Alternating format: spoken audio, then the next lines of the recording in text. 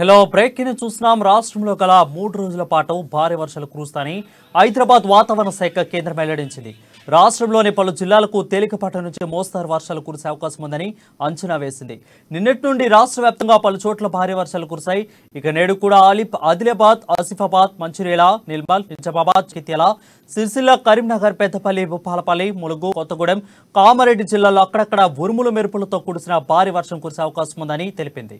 ఈ మేరకు 5 జిల్లాలకు ఆరెంజ్ అలర్ట్ ను జారీ చేసింది.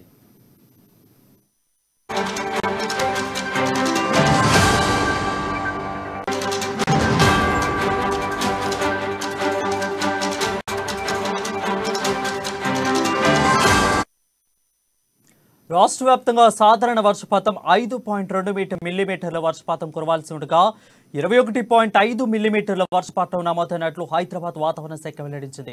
మహబూబాబాద్ జిల్లాలో అత్యధికంగా 54.9 మిల్లీమీటర్లు సగటు వర్షపాతం నమోదైంది. ఈ ఏడాది వర్షాకాల సీజన్లో సాధారణ సగటు వర్షపాతం 608 మిల్లీమీటర్లు ఉండగా మంగళవారం వరకు 729 మిల్లీమీటర్లు వర్షపాతం నమోదైందని, ఇది ఈ సీజన్లో 20% అధికంగా ఉన్నట్లు వెల్లడించింది. ఈ సీజన్లో ఇప్పటి వరకు భద్రాద్రి కొత్తగూడెం, కరీంనగర్, నల్గొండ, సూర్యాపేట జిల్లాలో స్వల్పంగా లోటు వర్షపాతం నమోదైందని పేర్కొంది.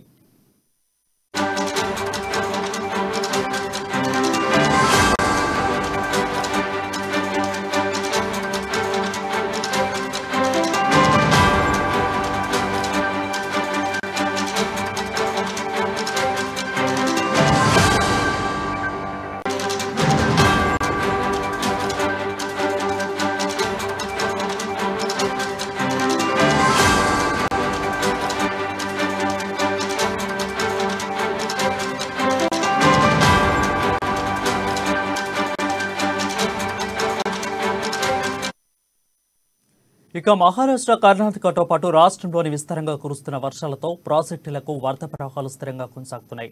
ఎస్ఎస్ఎల్సీ, కడెం, ఎల్లంపల్లి ప్రాజెక్టులకు వరద కొనసాగుతుంది.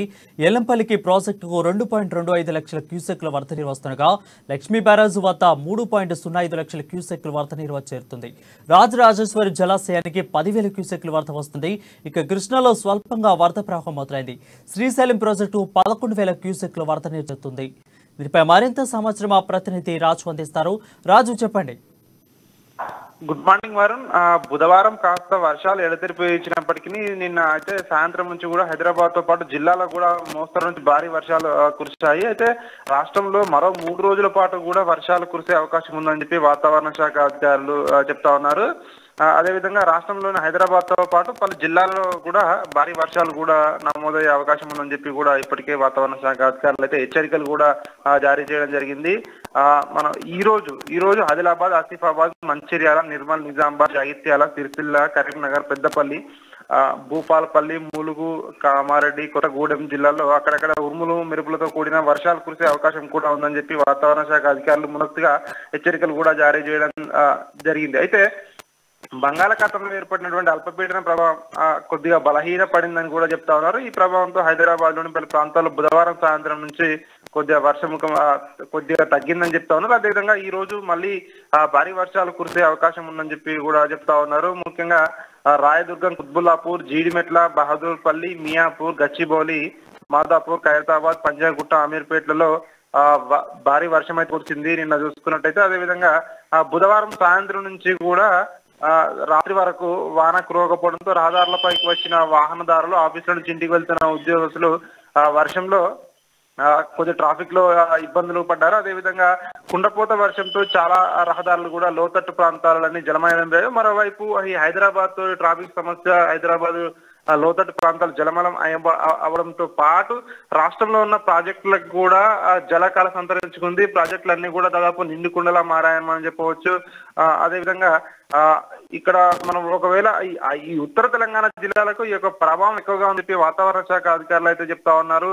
ప్రజలందరూ కూడా అప్రమత్తంగా ఉండాలని ఇటు ప్రభుత్వం కూడా చెప్తా ఉంది. మరోవైపు దీనిపై అధికారులు కూడా రివ్యూ సమావేశం కూడా ఏర్పాటు చేయడం జరిగింది 2 రోజుల క్రితం.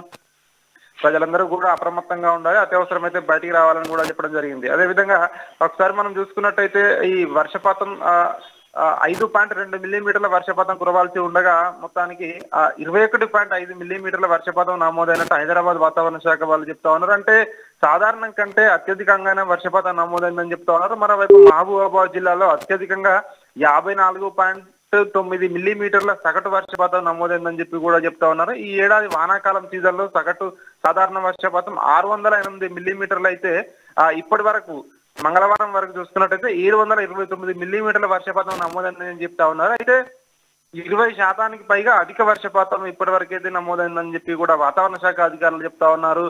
అయితే ఇప్పటి వరకు భద్రాద్రి కొత్తగూడెం, కరీంనగర్, నల్గొండ, సూర్యాపేట జిల్లాల్లో స్వల్పంగా లోటు వర్షపాతం నమోదైనట్టుగా కూడా చెప్తా ఉన్నారు.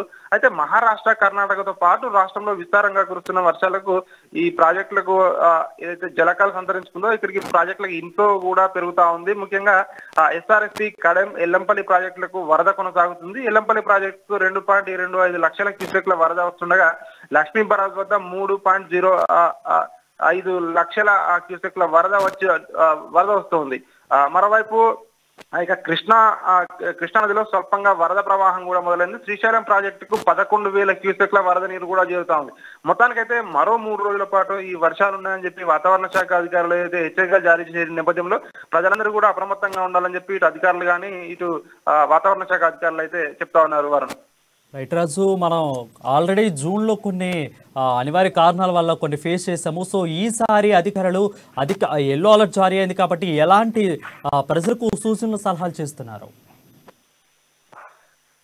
ప్రజలకు అధికారులు అయితే చెప్తా ఉన్నారు ఖచ్చితంగా అంటే మేము అప్రమత్తంగా ఉండాలి, ప్రజలందరూ కూడా అప్రమత్తంగా ఉండాలి. ఇకపోతే ప్రతి జిల్లాలో కూడా జిల్లా కలెక్టర్లకు కూడా ఇప్పటికే ప్రభుత్వం ఇక్కడ వీళ్ళందరూ కూడా ఆదేశాలు జారీ చేయడం జరిగింది. ప్రజలందరూ ముఖ్యంగా రెవెన్యూ డిపార్ట్మెంట్ వాళ్ళు కానీ లేదంటే ఎక్కడికెక్కడ కూడా అధికారులు అప్రమత్తంగా ఉండాలి. ఎక్కడ విద్యుత్ సరఫరాకు అంతరాయం ఏర్పడినా కూడా లేదంటే బయట చెట్లు విరిగి రోడ్లపై అడ్డంగా పడినా కూడా వెంటనే మరమ్మతులు చేపట్టాలని చెప్పి కూడా ఇప్పటికే ఆదేశాలు చేయడం జరిగింది. హైదరాబాద్ విషయానికి వస్తే హైదరాబాద్ లో ప్రత్యేకంగా టోల్ ఫ్రీ నంబర్లను కూడా జిహెచ్ఎంసీ ఏర్పాటు చేయడం జరిగింది.